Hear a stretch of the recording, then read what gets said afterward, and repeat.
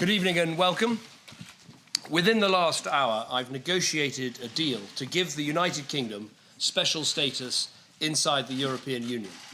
I will fly back to London tonight and update the Cabinet at 10 a.m. tomorrow morning. This deal has delivered on the commitments I made at the beginning of this renegotiation process. Britain will be permanently out of ever closer union, never part of a European superstate. There will be tough new restrictions on access to our welfare system for EU migrants, no more something for nothing.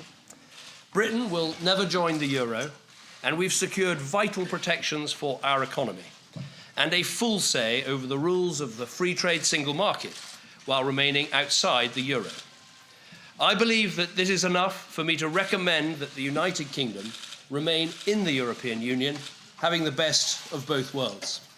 We will be in the parts of Europe that work for us, influencing the decisions that affect us, in the driving seat of the world's biggest market, and with the ability to take action to keep our people safe. And we'll be out of the parts of Europe that don't work for us, out of the open borders, out of the bailouts, out of the euro, and out of those schemes in which Britain wants no part. Let me set out the details of exactly what we've agreed and why. I began this negotiation to address the concerns of the British people, and today all 28 member states have signed up to concrete reforms in each of the 4 areas that I set out. British jobs and British business all depend on being able to trade with Europe on a level playing field. So our first aim in these negotiations was to get new protections for countries like ours, which are in the single market but not in the euro. Let me take you through what we've secured. We have permanently protected the pound and our right to keep it.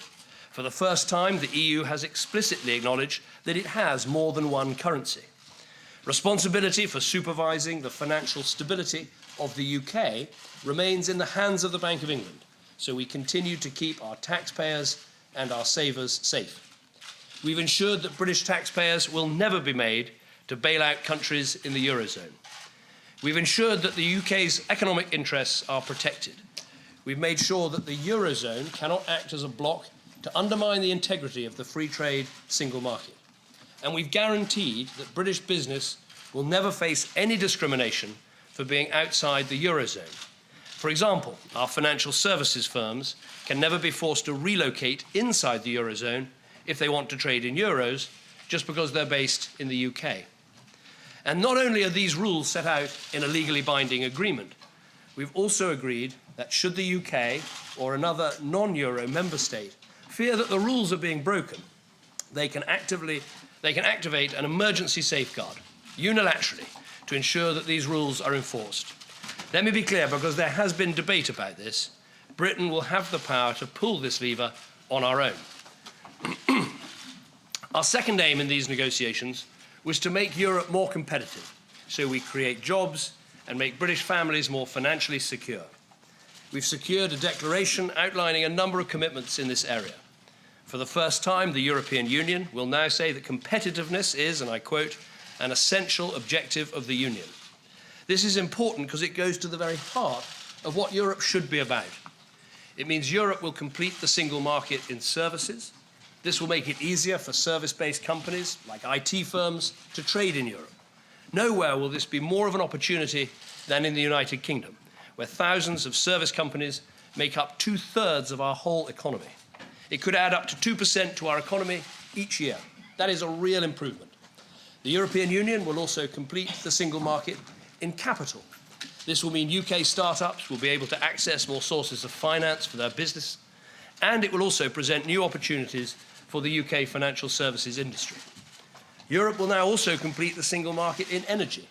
This will allow more suppliers into the UK energy market, lowering bills and increasing investment across the continent. That is a real improvement too.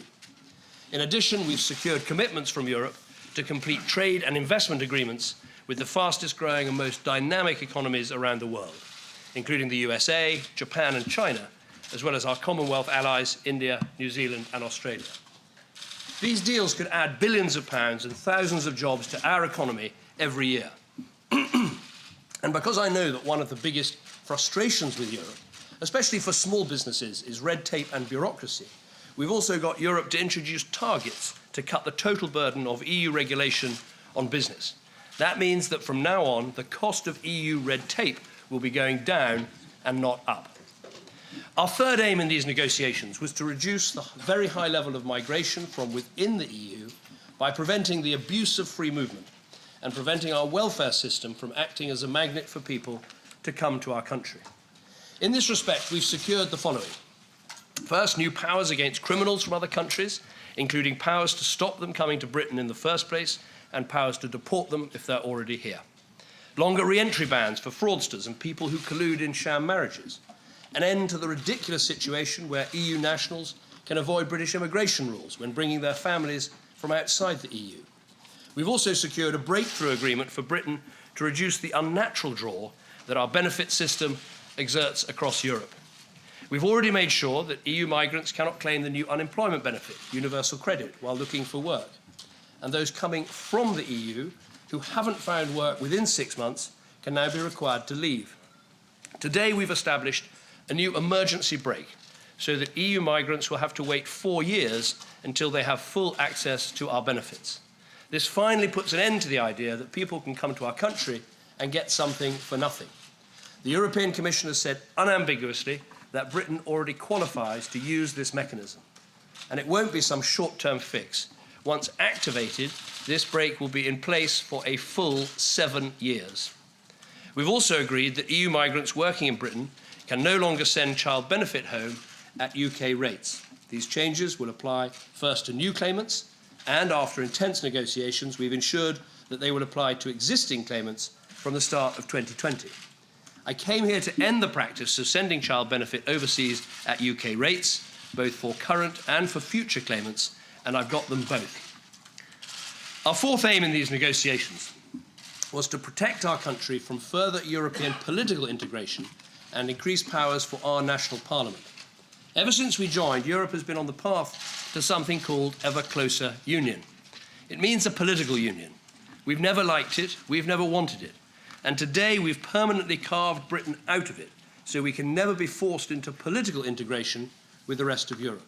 The text of the legally binding agreement today sets out in full the UK's position. It says that the treaties will be changed to make clear, and I quote, "The treaty references to ever closer union do not apply to the United Kingdom."